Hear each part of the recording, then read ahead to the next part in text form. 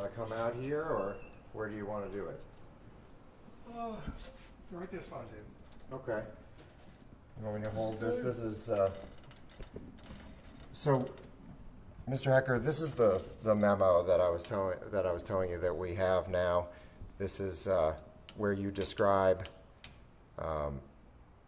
these various people. There's 7 people. Right, yes. Yeah, so in here, it's not just allegations anymore. Here you're saying that you did this, that you had simultaneous masturbation with someone who was under 16. You say about wrestling and touching. Evidently, yes. Do you remember these people that you describe here? You have, the names are redacted, but you say that there were overtly sexual acts with this person, but that person was 100% willing, and he was 15 to 17 years old, lived in St. Francis of Assisi Parish. Yes. Do you remember that person's name? Not offhand. Okay. Do you think that it's appropriate that the church then allowed you to go back to ministry?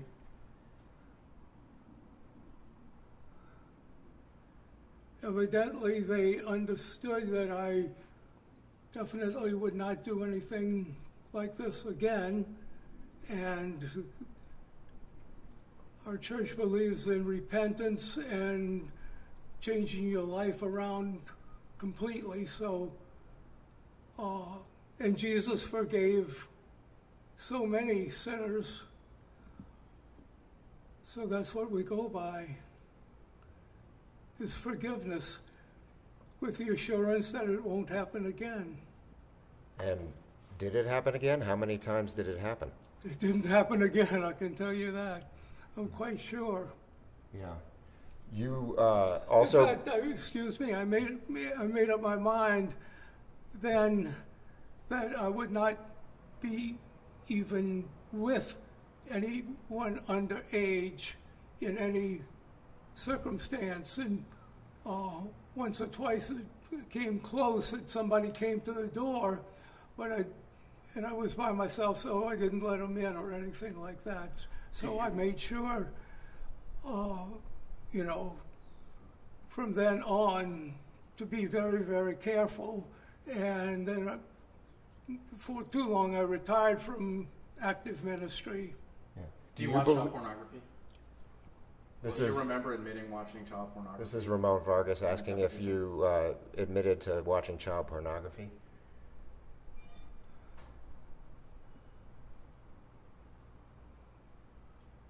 I don't think I did.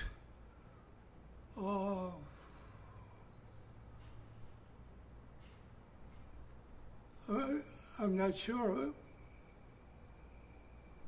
about that. There's a document that says that you were diagnosed when you went for treatment with pedophilia. Do you agree with that diagnosis?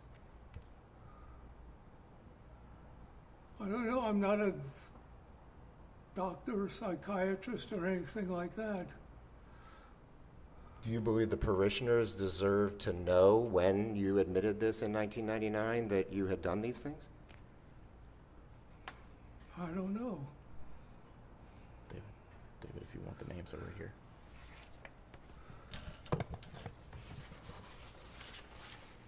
Do you remember?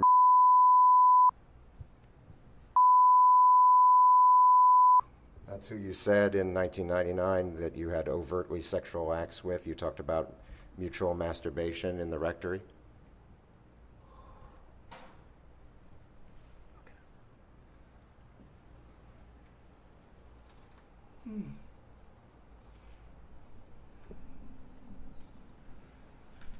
I don't know, it's so long ago.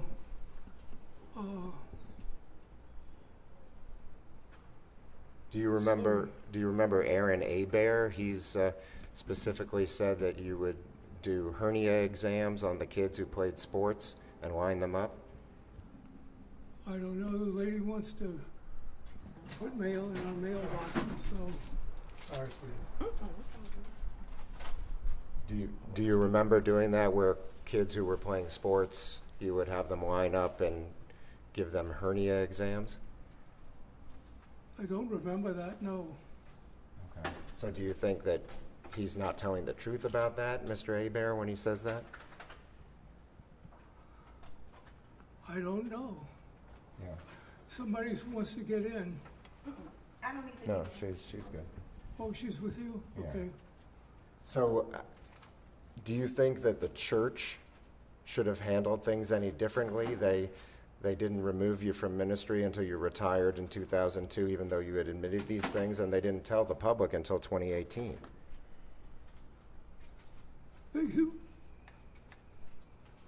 They sent me to be evaluated with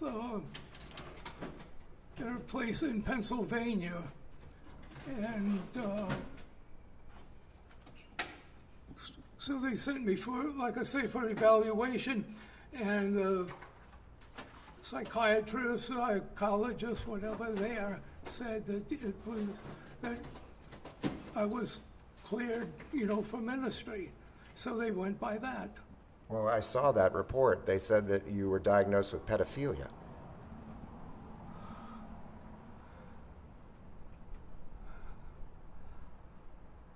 I don't know how that goes. All I know is that they said it was safe for me to go back to active ministry, and so that's what I did, and, made up my mind for sure that I would never be in a way that I could even be accused of anything, because I was, that was the end of my life in this fashion. Have you been cut off from your retirement benefits? Yes. Why? I don't know. You have to ask a lawyer about that. Well, the church is not allowed to pay people who were credibly accused. Do you think that that's just?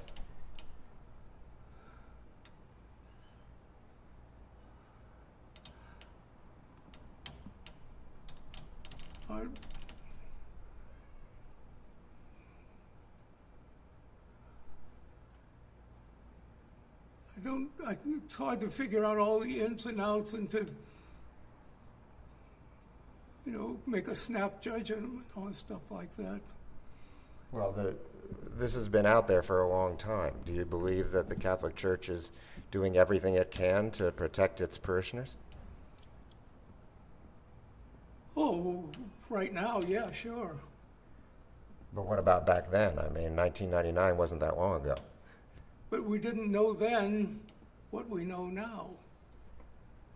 If we had known then,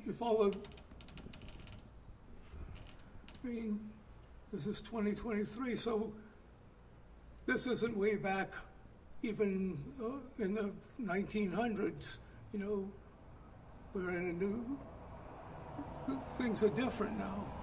We know a whole lot more. And there's safeguards now, and that's all I can tell you that I know, that, we have the safeguards in place, and I can't speak for anybody else, but I know for myself, I'm very careful these days. Make sure that I'm, never where there's not a case where I'm alone with anyone. Yeah. Under 18 or 21 or whatever the age is. In fact, I hardly see anybody these days anymore, any friends and relatives and all. Do you believe that you should face any criminal punishment? I really can't answer that. I just don't know. You say we know more now than we did then. Have you learned some things that make you see things differently than you did back then? About your own actions? Oh, sure.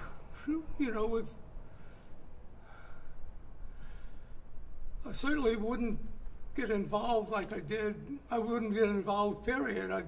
And I haven't since, I don't know, 30 years, 40 years. I've been careful, and I just don't have any contact with where this would happen. Do you have any other questions? What's that? What's the handle? Asking about that one. Oh, that's right. In 1988, apparently, according to this memo, it says that this was reported to Archbishop Hannon, and he spoke with you about it in 1988. So that was long before you retired. Why didn't they do anything then? Evidently, Archbishop Hannon trusted me that what I said was true, that I would not be in any such circumstances. Of course, you can't ask Archbishop Hannon, but I don't know why. Yeah. Do you think that that was the right thing to do, or do you think he should have removed you then? I don't know. I believe in second chances. I believe that people can change, and people can be bad in some ways and reverse their way of doing things and way of thinking, and be all the better for it. So it's possible for one to change and to we have so many instances in the Catholic Church of people who were big sinners becoming big saints. St. Mary Magdalene is a big patron saint of conversion and changing from sinfulness to sainthood. Do you feel that you've changed, or you just have kept yourself out of those situations? Well, I've kept myself out because I've changed. You know, I'm not the same person I was way back then. Yeah. Yeah. Why do you think that this is so pervasive, though, in the Archdiocese of New Orleans and in the Catholic Church broadly? Why were there so many priests who did this? I don't know. One thing that way back in that time, that was the time of the sexual revolution, and so many norms and prohibitions that people followed before all fell apart, and it was a new way of looking at relations, at sexual relations, I guess. So it was a different way of seeing things and understanding, and it was a time of enlightenment. It's hard to understand these days what life was like back in those days, unless you're old enough. You have any other questions? Do you recall who you Remember spoke Bishop Hannon to? Yes. And you admitted that he and I were affectionate with each other a few times. He came to visit me at the rectory wearing what was the style at the time, short gym shorts. That's when the sexuality began. There were probably 2 or 3 other encounters. I don't recall exactly. Came out years later. He told his parents that he and I had sex together. Is that true?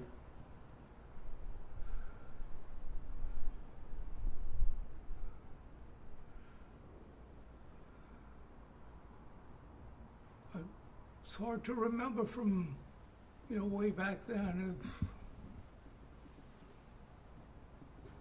It's just, like I say, it was so long ago, and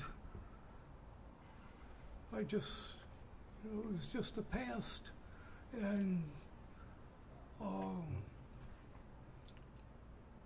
so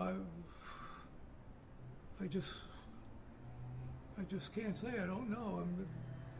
Do you feel like the church could have done more to protect children or people who were not adults yet or vulnerable adults at that time?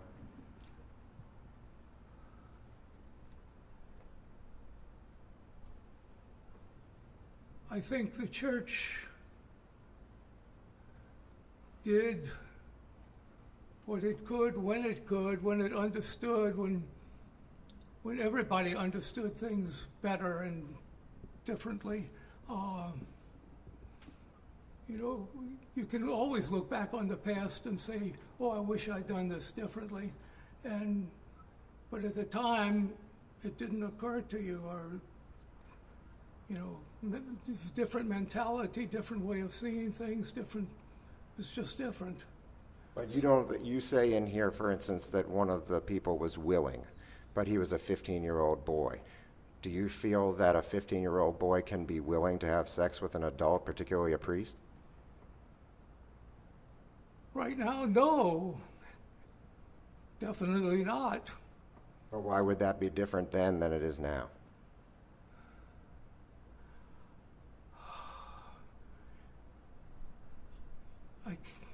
It's hard to go into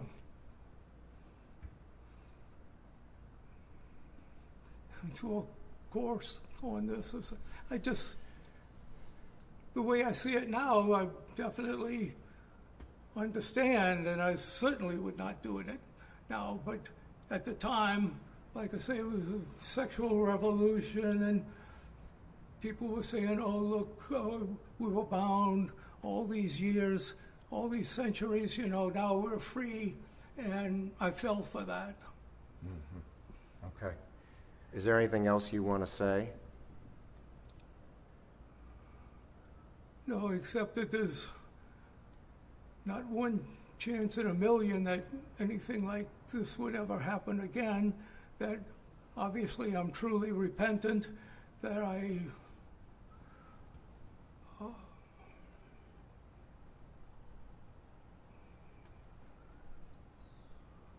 well, that's about it, you know, that I would never do anything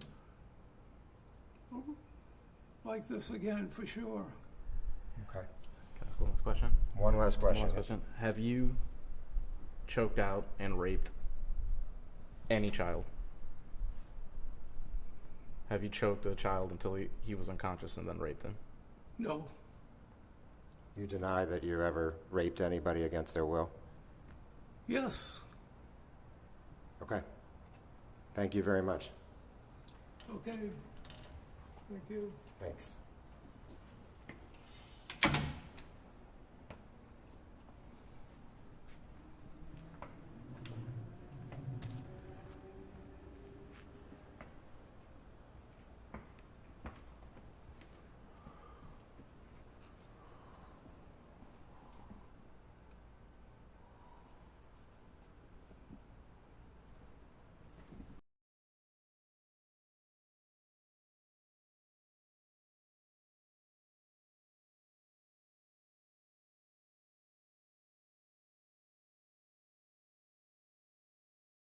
We are waiting to learn whether accused child rapist and former priest Lawrence Hecker is fit to stand trial. 2 weeks ago, Hecker completed a mental competency evaluation, and those results must be examined before Hecker's trial can begin.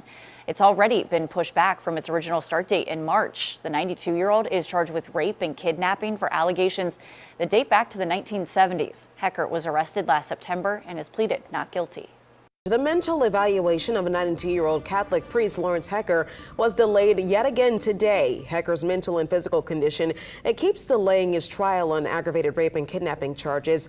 And now DA Jason Williams alleges Hecker is making it up. Now, Williams is the latest to speak out about claims that Hecker is not competent to assist in his own defense at trial. He pointed to the interview Hecker did just 8 months ago with WWL investigative reporter David Hammer, and our partners at the Guardian newspaper. He's obviously malingering because he certainly was competent in David's interviews. He's been competent in other interviews. And now that he's been charged with a crime, all of a sudden now he can't tell his left from his right.